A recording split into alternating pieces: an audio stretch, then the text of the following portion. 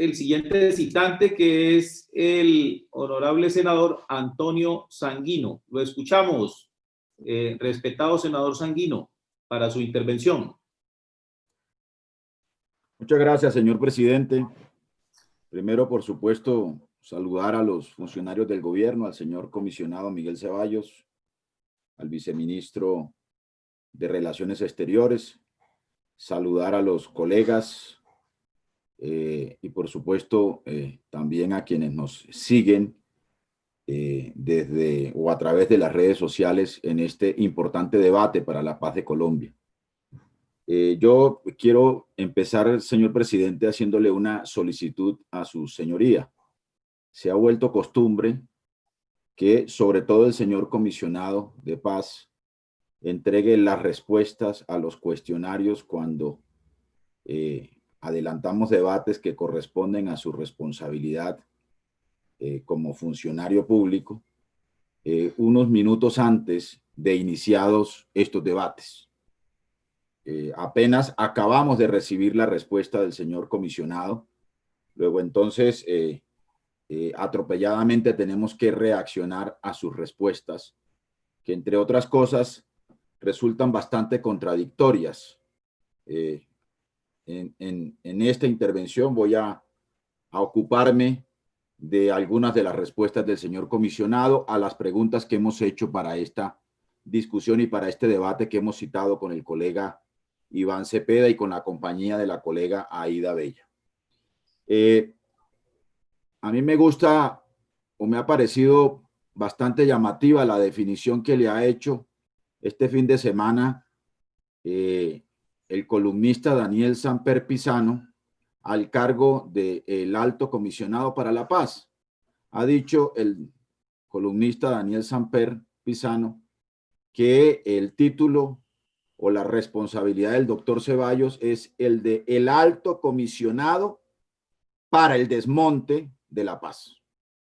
Y eso es lo que vamos a tratar de demostrar en este debate, señor presidente, colombianos y colombianas y personas que nos siguen también a través de las redes sociales en muchas partes del mundo. ¿Cuál es el contexto de esta discusión, señor presidente? Nosotros venimos de una experiencia de Colombia en materia de acuerdos de paz. Colombia ha construido una larga tradición desde el acuerdo de paz del M-19 a finales de la década del 80, comienzos de los 90, hasta el acuerdo de paz celebrado en el año 2016 con la guerrilla de las FARC. Una larga tradición en negociaciones de paz en el que la figura del comisionado de paz ha jugado un papel fundamental en la construcción de una política de largo plazo para resolver por la vía de la negociación el conflicto político armado en Colombia y para civilizar la contienda política en Colombia, que es un fundamento y un propósito esencial en la construcción de la paz. Y por eso, en el marco de esa larga tradición es que se han formulado una serie de marcos normativos y de disposiciones legales, incluso constitucionales, que orientan la función de esa figura, la que ocupa hoy el señor Miguel Ceballos como teóricamente alto comisionado de paz. Incluso la Constitución de 1991 lo eleva a la categoría de mandato constitucional. El artículo 22 de la Constitución Nacional reconoce la paz como un derecho de los colombianos y colombianas y como un deber de obligatorio cumplimiento de los funcionarios en cabeza del presidente de la República y, por supuesto, del Alto Comisionado de Paz. Pero la experiencia más reciente es, o el hecho más reciente en materia de solución política al conflicto armado, que es una función esencial del Alto Comisionado de Paz, fue sin duda el acuerdo de paz firmado entre el Estado colombiano y las FARC, que mereció además un premio Nobel de Paz al antiguo al expresidente Juan Manuel Santos, pero que además intentó cerrar un conflicto armado que nos ha dejado por lo menos, según el Centro de Memoria Histórica, 220,000 víctimas, 220,000 colombianos que han muerto a lo largo de este conflicto, 70% de ellos personas o colombianos civiles en una confrontación con unas características de degradación como la que hemos presenciado y como la que seguimos viviendo actualmente. Pero además, este último acuerdo de paz nos dejó, digamos, la reincorporación a la vida civil de la guerrilla más antigua del continente, 13,000 excombatientes que dejaron sus armas y que se han venido reincorporando o han hecho un esfuerzo por reincorporarse a la vida civil en el marco del cumplimiento de este acuerdo. Luego, entonces, también para el Alto Comisionado de Paz es una obligación, es una función esencial vigilar, acompañar la implementación del acuerdo de paz. Pero ¿qué está sucediendo en estos momentos, en las actuales circunstancias? Además del acuerdo de paz firmado en el año 2016 con las FARC, el anterior gobierno dejó instalada una mesa de conversaciones con el Ejército de Liberación Nacional, también en la perspectiva de usar el instrumento del diálogo para cerrar definitivamente el conflicto armado interno con las guerrillas en Colombia. El ELN, como lo sabemos, es la segunda guerrilla más importante del país, no solo en número, sino también por su trayectoria, por su tradición, por su presencia en importantes regiones del país, pero además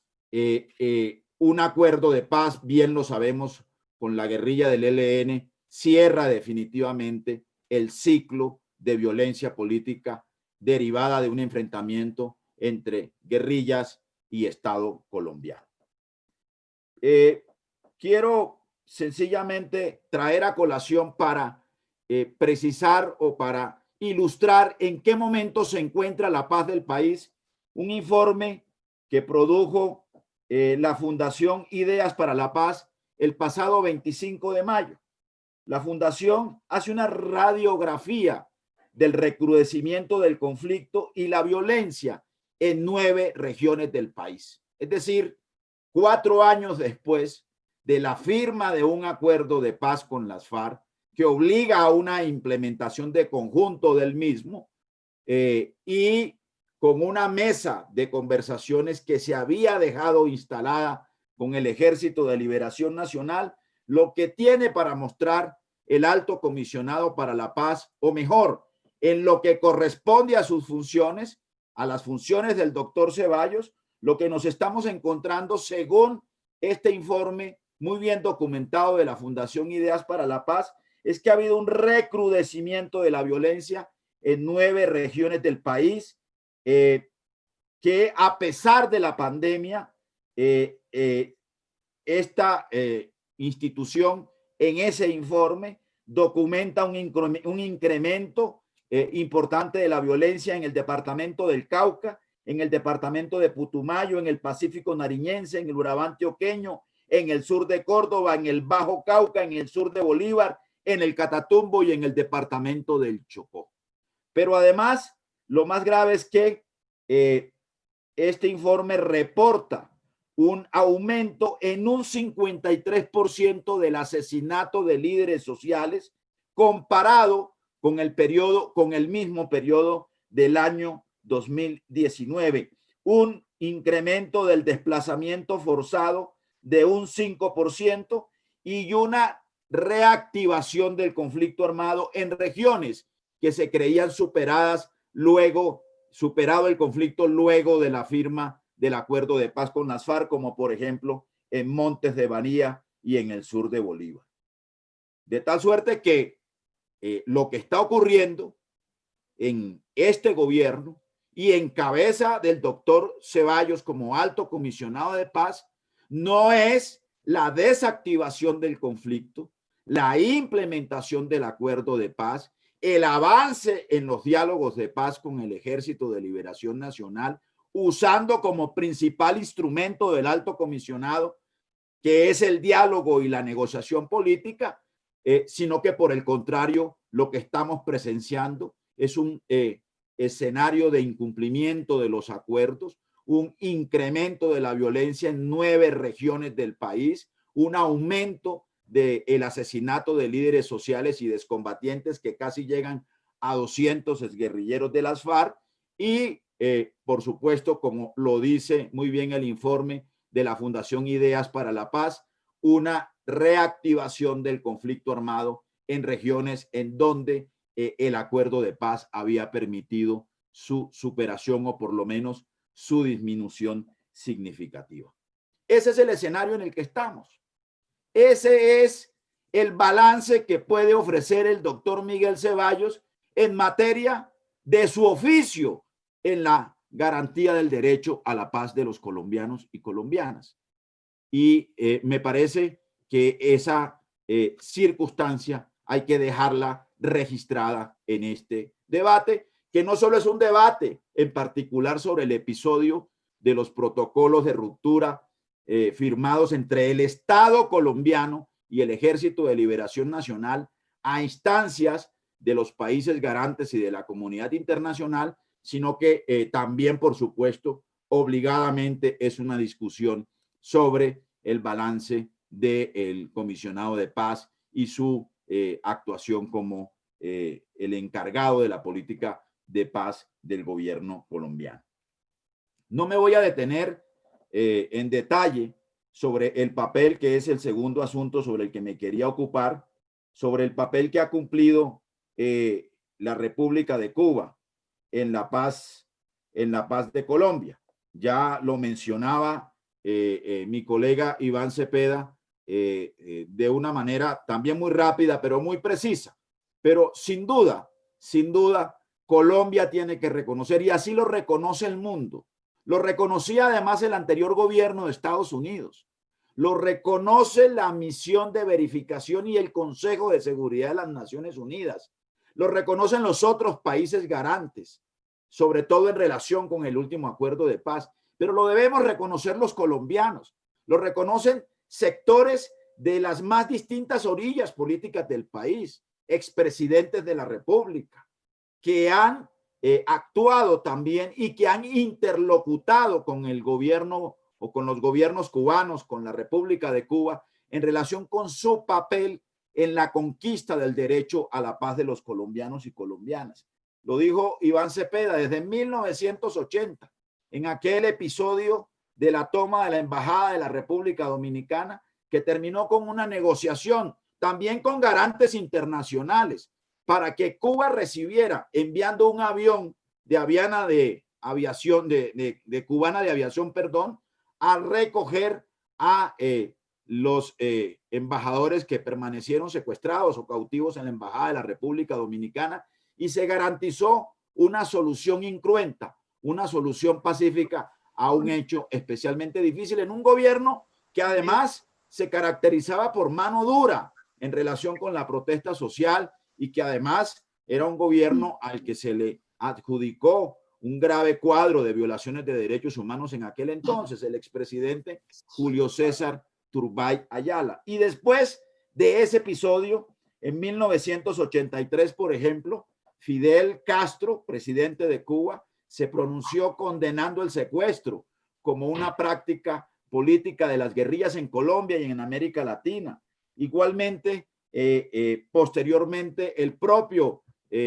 presidente Fidel Castro convocaba a la guerrilla a abandonar la violencia y a buscar una solución política del conflicto armado. Desde esa época, desde la segunda mitad de los 80, Cuba ha jugado un papel fundamental, no solo en persuadir a la guerrilla para que escogiera el camino de la solución política y de la paz, sino que además él mismo, su diplomacia, el Estado cubano todo,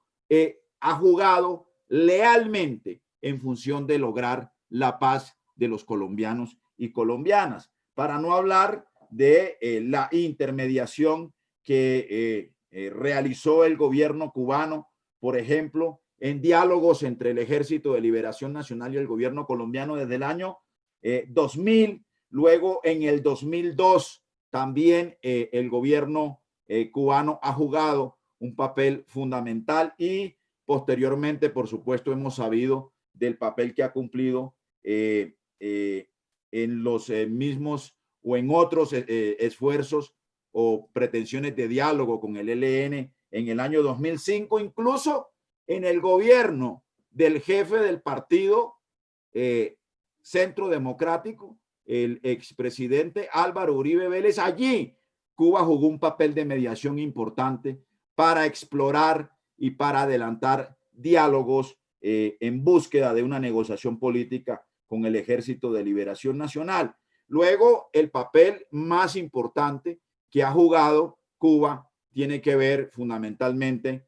o ha tenido que ver con el proceso de paz que se adelantó en territorio cubano con la guerrilla de las FARC desde el año 2011 y que terminó con el acuerdo del 2016. Y luego la hospitalidad y el acompañamiento que Cuba hace al proceso de paz con el ELN, que como ustedes recordarán, en el año 2017, en el año 2018, Cuba debió recibir a comienzos de ese año la mesa de conversaciones con el ELN que se venía o que se había instalado en Venezuela y luego en Ecuador, cuando se produce una situación imprevista en relación con la seguridad de esa mesa en territorio ecuatoriano. Cuba, por solicitud de las partes, acepta recibir en su territorio la mesa de conversaciones y, por supuesto, la delegación del Ejército de Liberación Nacional que venía adelantando estos diálogos con el ejército, estos diálogos entre el gobierno colombiano y el Ejército de Liberación Nacional. Precisamente para esos diálogos, como bien lo ha recordado el colega Iván Cepeda, pues las delegaciones de Colombia y de Colombia, del gobierno colombiano y el ELN se trasladan a Cuba a instancias o para garantizar, digamos, la seguridad de esos diálogos. Se suscribe el 5 de abril del 2016 un protocolo en caso de ruptura de las negociaciones de paz entre el gobierno colombiano y el ELN. Un protocolo, óigase bien, que se firma y se convalida ante 5 estados garantes, no solo ante Cuba, sino también ante Venezuela, Chile, Ecuador y Noruega, que han oficiado como garantes o que oficiaron como garantes de este esfuerzo por darle una terminación definitiva al conflicto armado en Colombia por la vía de la negociación de paz. El comisionado de paz ha dicho que después del condenable atentado terrorista contra la Escuela General Santander, que el gobierno colombiano no está obligado a cumplir los protocolos internacionales, o mejor, no está obligado a cumplir el protocolo de ruptura firmado entre el Estado colombiano y el Ejército de Liberación Nacional. Y su argumento ha girado alrededor de que para el gobierno colombiano, así nos lo dijo en la Comisión de Paz, es prioritario el cumplimiento del Tratado de Roma y que el acto cometido por el ELN es claramente violatorio del Tratado de Roma. Y eso, por supuesto, pues nos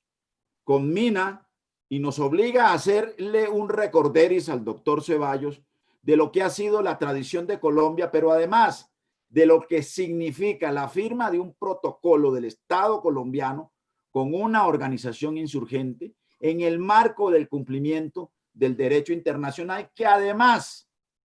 es una obligación constitucional de los gobiernos y en este caso del gobierno colombiano. El artículo 9 de la Constitución Nacional, al referirse a las relaciones internacionales, dice que es un principio constitucional la defensa de la soberanía nacional, la defensa de la libre autodeterminación de los pueblos y la defensa, o mejor, el respeto al derecho internacional. Y aquí estamos hablando de un protocolo que fue firmado a instancias de 5 países garantes. Luego entonces es un protocolo que se convierte en un documento importante y un documento de obligatorio cumplimiento en el marco de las relaciones internacionales de Colombia. Pero además hay que recordarle al doctor Miguel Ceballos que han habido protocolos similares en el marco de la búsqueda de la solución política al conflicto armado de Colombia, que son además protocolos que se han firmado por gobiernos de distinta naturaleza, en el marco, repito, o en la perspectiva o en el contexto de los diálogos con las guerrillas, precisamente como un instrumento que ayuda a generar la confianza necesaria para lograr negociaciones y acuerdos de paz. Yo quiero recordar, por ejemplo, los protocolos que se firmaron y que se cumplieron en los diálogos de Caracas y Tlaxcala en el gobierno de César Gaviria Trujillo con la entonces coordinadora guerrillera Simón Bolívar entre los años 1991 y 1992. Recordarán ustedes que el 4 de mayo de 1992 se produjo el desafortunado y condenable secuestro y asesinato de Angelino Durán Quintero, un dirigente político de Norte de Santander, y ello precipitó una ruptura, un levantamiento de la mesa por parte de la delegación del gobierno cuando se encontraban dialogando la delegación del gobierno con la delegación de las guerrillas. Coordinadora guerrillera en esa época, la coordinadora guerrillera agrupaba las guerrillas de las FARC, del ELN y una fracción del Ejército Popular de Liberación que no se había desmovilizado en el acuerdo de esta guerrilla en el año 1990. Pues bueno, había un protocolo y ese protocolo permitió que los comandantes de las guerrillas que se encontraban en México fueran devueltos en compañía de garantes internacionales y de funcionarios del gobierno colombiano al país, porque precisamente era un protocolo previsto para situaciones de ruptura. Y ese protocolo o esos protocolos generalmente no establecen la causa de la ruptura o la dimensión de los actos que producen la ruptura. Lo que establecen esos protocolos fundamentalmente son unas condiciones de certeza y de seguridad para que dos adversarios, dos contendientes militares puedan sentarse con la suficiente confianza a instancias de un tercero internacional que garantice que en la eventualidad de esa ruptura se puedan ofrecer condiciones de seguridad para las partes. Pero además, quiero recordar, gobierno de Andrés Pastrana Arango, proceso del Caguán, 1998-2002. Sabrán ustedes que ese proceso del Caguán se interrumpió por una acción de las FARC, el secuestro del avión en el que se encontraba el parlamentario Jorge Eduardo Hechen el 2 de febrero del 2002. Y ese hecho, esa circunstancia, produjo, condenable también en aquel entonces, produjo una ruptura de la negociación y había un acuerdo pactado entre las partes, entre el Estado colombiano y las FARC, a instancias de garantes internacionales. Ese acuerdo o ese protocolo de ruptura establecía un plazo de 48 horas para que la guerrilla de las FARC abandonara la zona desmilitarizada del Caguán o la zona de distensión. El gobierno del doctor Andrés Pastrana Arango cumplió ese protocolo de ruptura. Y hay un tercer hecho que es ideológicamente muy cerquita, muy cerca a lo que piensa y al concepto del Estado y de la sociedad que tiene el doctor Miguel Ceballos y que tiene el presidente de la República, que fue precisamente en el gobierno del expresidente Álvaro Uribe Vélez. Allí también habían protocolos establecidos en caso de que no prosperaran las conversaciones, precisamente también con el Ejército de Liberación Nacional. Y en el año 2007, exactamente en el mes de noviembre, el expresidente Uribe, luego de haberle concedido, digamos, un papel o de haber permitido un papel del expresidente de Venezuela, Hugo Chávez, y de la ex senadora Piedad Córdoba en la búsqueda de la liberación de los secuestrados y en facilitar un diálogo con el Ejército de Liberación Nacional o un nuevo intento de diálogo, porque desde el año 2002 el expresidente Uribe estableció contactos y conversaciones a través del excomisionado de paz Luis Carlos Restrepo, diálogos con el propio Ejército de Liberación Nacional, con esta organización guerrillera en La Habana y también en Caracas y en Venezuela. Pues el presidente Uribe en ese entonces toma la decisión de, digamos, retirarle esa especie de autorización al papel que venía cumpliendo el expresidente Hugo Chávez, y los comandantes del ELN pudieron regresar al país en virtud de el cumplimiento de unos protocolos de ruptura acordados entre las partes. Luego, entonces, no solo por lo que significan los protocolos en relación con el derecho internacional, cuya obligación constitucional está prevista en el artículo 9, no solo por el artículo 22 de la Constitución Nacional, que también le establece unas obligaciones constitucionales al señor comisionado de paz, y luego las leyes que desarrollan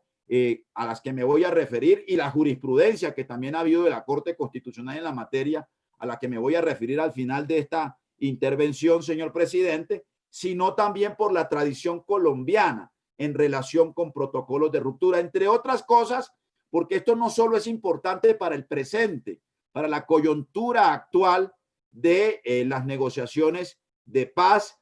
o lo que ha significado las negociaciones de paz en el país, sino por lo que a futuro significan instrumentos como estos protocolos y lo importante que significa un componente internacional para encontrar, en un marco de desconfianzas tan grandes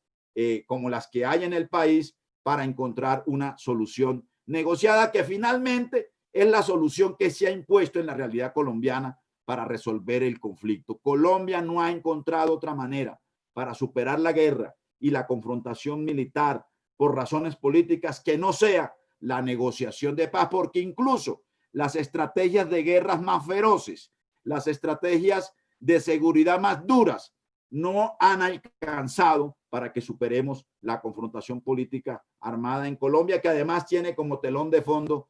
una serie de variables que hacen que le conceden una complejidad especial al conflicto colombiano. Pero además, el Tratado de Roma incluso ha tenido salvedades, si de acudir al Tratado de Roma se trata. Y ha tenido salvedades, tuvo una salvedad de 7 años establecida por el presidente Andrés Pastrana, precisamente para que el Tratado de Roma y su entrada en vigencia en Colombia no obstaculizara la búsqueda de la paz por la vía de la negociación política. Y la última negociación de paz que se hizo con las FARC ha sido, lo reconocen las Naciones Unidas, el primer acuerdo de paz que se ha celebrado en vigencia de la Corte Penal Internacional, y ello es precisamente lo que explica la existencia y el acuerdo alrededor de una justicia transicional que permita armonizar el derecho de la paz con los estándares de verdad, justicia, reparación y garantía de no repetición, y los, digamos, los estándares de derecho penal internacional en materia de crímenes de guerra. Y precisamente un protocolo de ruptura que es una salvaguarda de un acuerdo de paz, constituye una pieza importante, fundamental, para lograr al final avanzar en una negociación que permita encontrar un marco de justicia transicional con, por supuesto, las necesidades y las demandas de paz de los colombianos y colombianas. Yo quiero ir terminando esta intervención, señor presidente, recordando las obligaciones que tiene el alto comisionado de paz en relación con este asunto de del cumplimiento de estos protocolos y de las obligaciones, por supuesto, que tiene en materia de consecución de la paz, de consecución del derecho a la paz de los colombianos y colombianas. Quiero, por ejemplo, señalar lo siguiente. El comisionado de paz, por ejemplo, en sus respuestas, las que nos acaban de llegar 20 minutos antes de este debate, se contradice respecto al desconocimiento de los protocolos con el ELN. Hay que decir que el señor comisionado de paz celebró en declaraciones públicas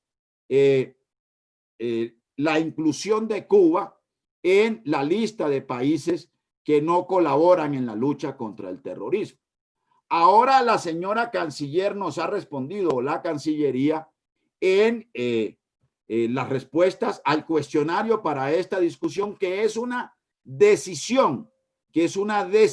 autónoma del gobierno colombiano, del gobierno de Estados Unidos, perdón, que es una decisión autónoma y soberana del gobierno de los Estados Unidos, incluir o no a un país como Cuba en esa lista.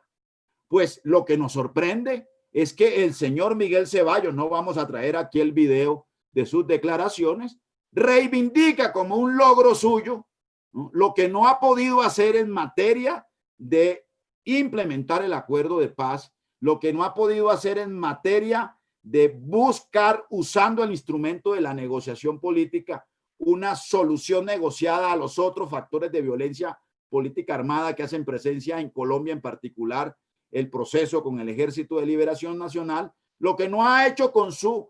objetivo misional, con sus responsabilidades como alto comisionado de paz, lo reivindica en un asunto que tiene que ver con política exterior, lo reivindica en un asunto que tiene que ver con seguridad continental,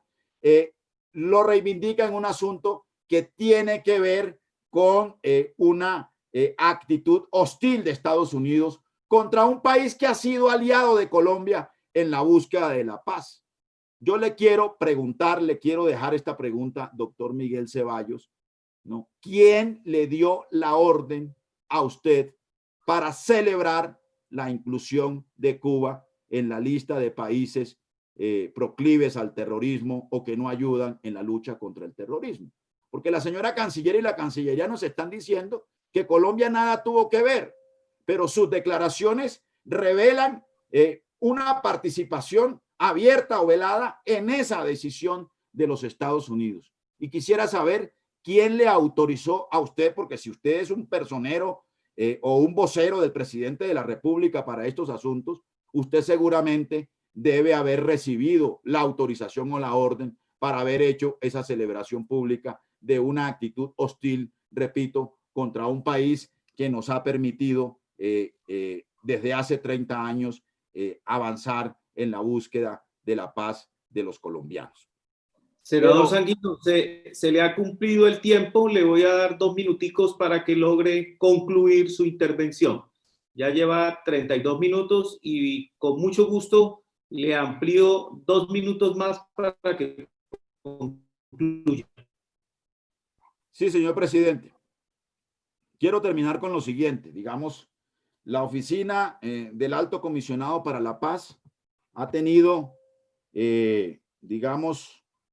o tiene definidas unas funciones constitucionales y legales. Hay una jurisprudencia que yo quiero citar muy rápidamente, que tiene que ver con la sentencia C-048 del 2001 de la Corte Constitucional, en donde la Corte establece en esa sentencia los alcances del derecho a la paz y las obligaciones que le competen al señor comisionado de paz. Pero yo quiero terminar, señor presidente. Voy a pedirle que me conceda 2 minutos adicionales a los 2 que usted me ha concedido para terminar con lo siguiente. Yo creo que el señor comisionado de paz no debería seguir ostentando ese título en nombre del Estado colombiano y no debería mantener la responsabilidad que no ha cumplido a la fecha para garantizar el derecho a la paz de los colombianos, que es su principal obligación constitucional y legal. Por varias razones. Primero, por una gestión ineficiente. El señor comisionado de paz y el gobierno del presidente Duque no ha presentado una sola iniciativa legislativa en la implementación del acuerdo de paz. Segundo, porque el señor comisionado de paz se pronuncia una y otra vez contra los derechos de las víctimas. No ha movido un solo dedo, por ejemplo, para la extensión de la ley de víctimas, que fue previa y que facilitó el acuerdo de paz con las FARC, pero además se ha pronunciado una y otra vez contra las 16 curules que tienen derecho las víctimas de acuerdo al pacto de paz con las FARC y que reivindican los derechos no solo de las víctimas, sino de los territorios especialmente